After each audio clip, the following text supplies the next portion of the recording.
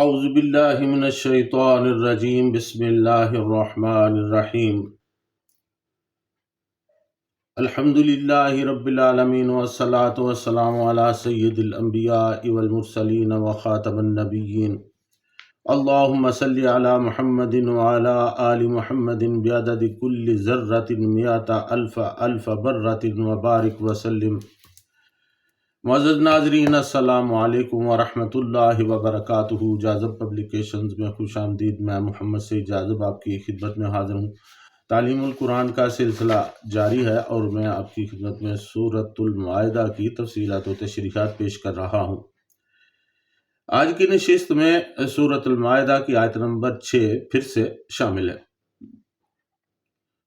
ارشاد باری تعالیٰ ہے، یا ایھا الذین آمنوا اذا قمتم الی الصلاۃ فاغسلوا وجوہکم وایدیکم الی المرافق وامسحوا برؤوسکم وارجلکم الی الکعبین وان کنتم جنبا فاطہروا وان کنتم مرضی او علی سفر او جاء احد منکم من الغائط او لامستم النساء فلم تجدوا ماء فتیمموا صعیدا طیبا فامسحوا بوجوہکم وایدیکم منہ ما یرید اللہ لیجعل علیکم من حرج ولکن یرید لیطہرکم ولیتم نعمتہ علیکم لعلکم تشکرون۔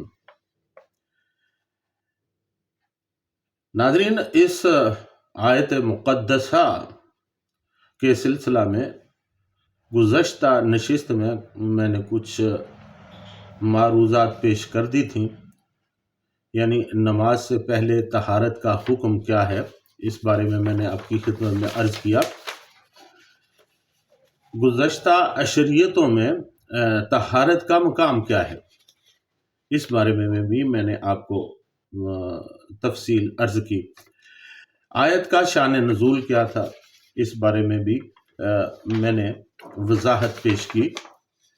پاؤں دھونے میں اہل تشیع کا اختلاف کیا ہے اور دراصل مسئلہ کیا ہے، اس بارے میں بھی میں نے عرض کیا۔ وضو کی اہمیت اور وضو کے 4 فرائض کیا کیا ہیں، وہ میں نے آپ کی خدمت میں وضاحت سے پیش کیا۔ آج کی نشست میں حالت جنابت میں طہارت کا حکم کیا ہے، اس سلسلہ میں عرض کروں گا۔ وَإِن كُنتُمْ جُنُبًا فَاطَّهِرُوا، اور اگر تم جنبی ہو تو اچھی طرح پاکیزگی حاصل کر لو۔ ناظرین، جیسا کہ پہلے بیان کیا جا چکا ہے کہ نماز کے لیے طہارت فرض ہے، لہٰذا عام حالت میں تو وضو سے طہارت حاصل ہو جاتی ہے، لیکن جنبی آدمی کے لیے نماز سے پہلے غسل فرض ہو جاتا ہے، خواہ یہ جنابت احتلام کی وجہ سے ہو یا صحبت کی وجہ سے۔ پارہ نمبر 5 سورۃ النساء آیت نمبر 43 میں ارشاد باری تعالیٰ ہے، وَلَا جُنُبًا إِلَّا عَابِرِي سَبِيلٍ حَتَّى تَغْتَسِلُوا، اور نہ جنابت کی حالت میں نماز پڑھو یہاں تک کہ تم غسل کر لو، سوائے اس کے کہ تم سفر کی حالت میں ہو۔ اس حالت کو حد سے اکبر میں شمار کیا جاتا ہے۔ مطلب یہ ہوا کہ اس کیفیت میں بھی طہارت حاصل کیے بغیر نماز نہیں پڑھی جا سکتی۔ البتہ اگر کوئی مسافر ہو یا پھر کسی وجہ سے طہارت کے لیے پانی میسر نہ ہو تو تیمم کیا جا سکتا ہے۔ حضرت عمران رضی اللہ تعالیٰ عنہ فرماتے ہیں کہ کسی سفر میں آپ صلی اللہ علیہ وسلم نے ایک جگہ پڑاؤ کیا، وضو کے لیے پانی منگایا گیا، آپ صلی اللہ علیہ وسلم نے وضو کیا اور نماز کے لیے اذان کہی، پھر آپ صلی اللہ علیہ وسلم نے لوگوں کو نماز پڑھائی۔ جب آپ صلی اللہ علیہ وسلم نے نماز سے سلام پھیرا تو ایک شخص کو علیحدہ بیٹھے دیکھا۔ آپ صلی اللہ علیہ وسلم نے اس سے پوچھا، تجھے کس چیز نے لوگوں کے ساتھ نماز ادا کرنے سے روکے رکھا؟ وہ کہنے لگا، میں جنبی ہو گیا ہوں اور پانی موجود نہیں ہے۔ آپ صلی اللہ علیہ وسلم نے فرمایا، تمہیں مٹی سے تیمم کر لینا چاہیے تھا، وہ تجھے کافی ہو جاتا۔ وَإِن كُنتُم مَرْضَىٰ أَوْ عَلَىٰ سَفَرٍ أَوْ جَاءَ أَحَدٌ مِّنكُم مِّنَ الْغَائِطِ، اور اگر تم بیمار ہو یا مسافر ہو یا تم میں سے کوئی قضائے حاجت کر کے آئے، یعنی اگر تم میں سے کوئی مریض ہو اور اسے پانی کے استعمال سے نقصان پہنچتا ہو تو اس صورت میں وہ تیمم کر سکتا ہے۔ اسی طرح ایک صورت سفر کی بھی ہے۔ بعض اوقات سفر میں پانی میسر نہیں آتا، ذخیرہ ختم ہو جاتا ہے اور میلوں دور تک پانی نہیں ملتا، تو ایسی صورت میں بھی تیمم کیا جا سکتا ہے۔ تیمم کے لیے تیسری وجہ رفع حاجت کی ہے۔ الغائط پست یا نچلی جگہ کو کہتے ہیں۔ رفع حاجت کے لیے عموماً پست یا نچلی جگہ کی طرف جایا جاتا ہے، اسی لیے فرمایا کہ اگر تم میں سے کوئی شخص اس پست یا نچلی جگہ سے ہو کر آئے اور طہارت کے لیے پانی میسر نہ ہو تو تیمم کر لے، یعنی پاک مٹی سے طہارت حاصل کر کے نماز ادا کر لے۔ او لامستم النساء، یا تم نے اپنی عورتوں کو ہاتھ لگایا ہو۔ لمسن کا لغوی معنی چھونا یا ہاتھ لگانا ہے، البتہ اس کے اصطلاحی معنی کے بارے میں فقہاء کرام رحمۃ اللہ علیہم میں اختلاف پایا جاتا ہے۔ حضرت عبداللہ بن عباس رضی اللہ تعالیٰ عنہ لمس سے مراد مباشرت لیتے ہیں۔ امام ابو حنیفہ رحمۃ اللہ علیہ نے بھی یہی مسلک اختیار کیا ہے۔ بعض دوسرے فقہاء اسے لغوی معنوں تک ہی محمول کرتے ہیں اور فرماتے ہیں کہ اگر عورت کو محض ہاتھ لگایا تو وضو ٹوٹ جائے گا۔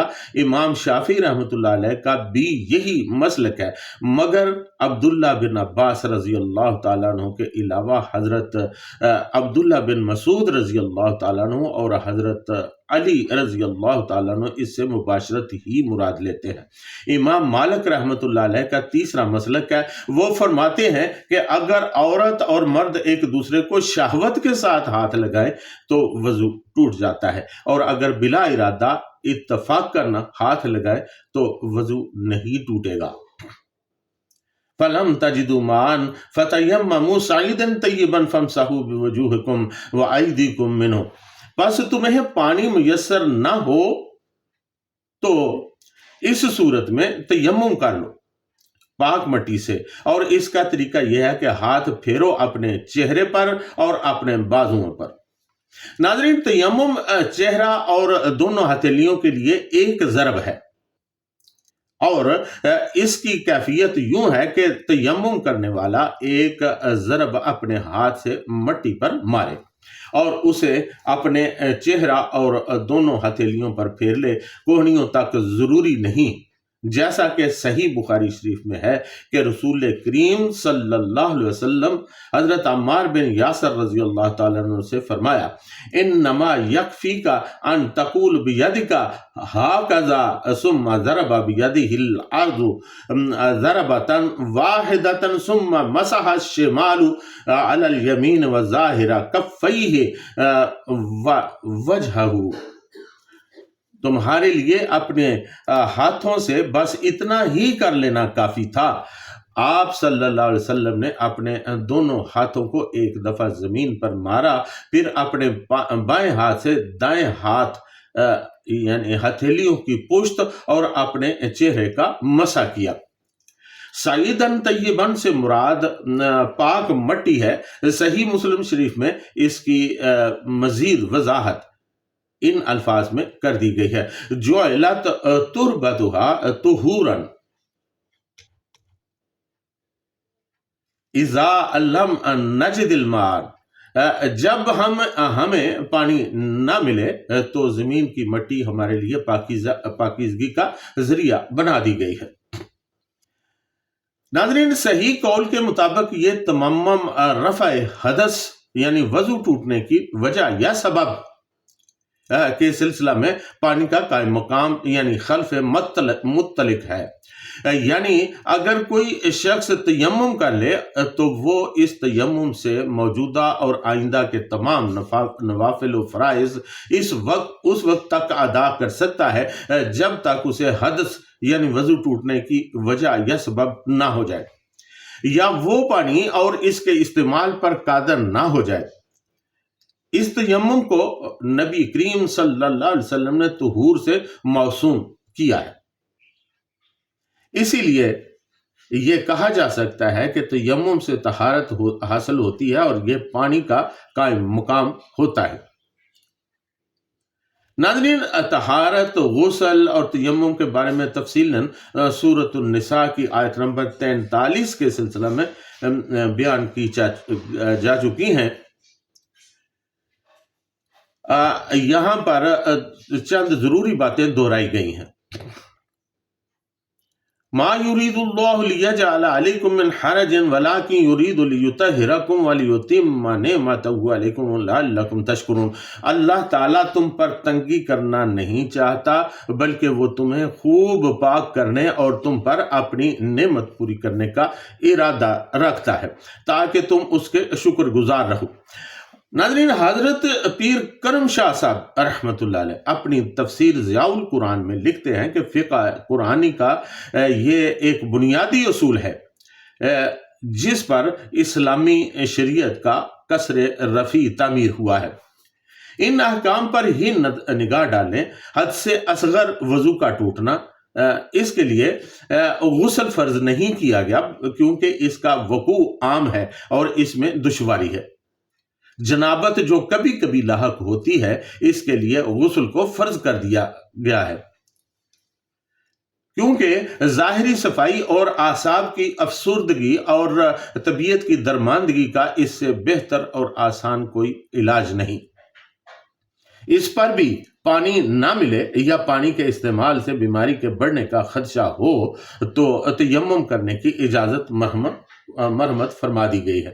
اللہ تعالیٰ نے اپنے ناتوان بندوں کے لیے رعایت پر رعایت، آسانی پر آسانی کو ہر حکم میں پیش نظر رکھا ہے۔ فقہائے کرام رحمۃ اللہ علیہ نے اس آیت مبارکہ سے جتنے مزید قواعد اور جزیات کا استنباط فرمایا ہے وہ فقہ اسلامی کے نقطہ دانوں سے مخفی نہیں ہے۔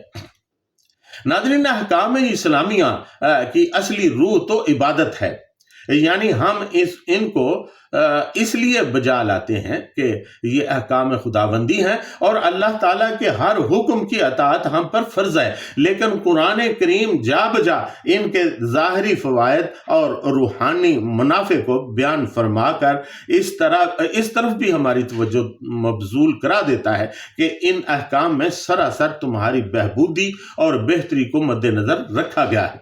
یہاں بھی اشارہ فرما دیا کہ وضو اور غسل یا تیمم سے مقصود تمہاری پاکیزگی اور طہارت ہے۔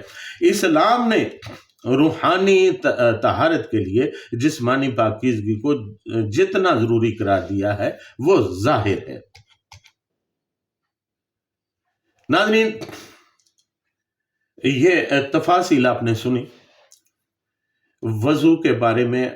نماز قائم کرنے سے پہلے طہارت کیسے کی جاتی ہے اور کیوں یہ ضروری ہے، یہ سب کچھ میں نے آپ کی خدمت میں عرض کر دیا۔ قرآن مجید نے بڑی ہی وضاحت سے ہمیں سب کچھ بتا دیا ہے۔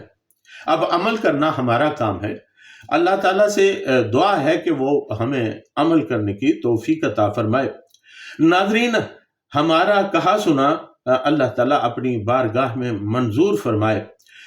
اللہ تعالیٰ آپ کے اذہان میں برکت عطا فرمائے۔ اللہ تعالیٰ سے دعا کیا کیجئے کہ اللہ تعالیٰ ہمیں قرآن مجید کو سمجھنے کی توفیق دے اور اس پر پھر عمل کرنے کی بھی توفیق عطا فرمائے۔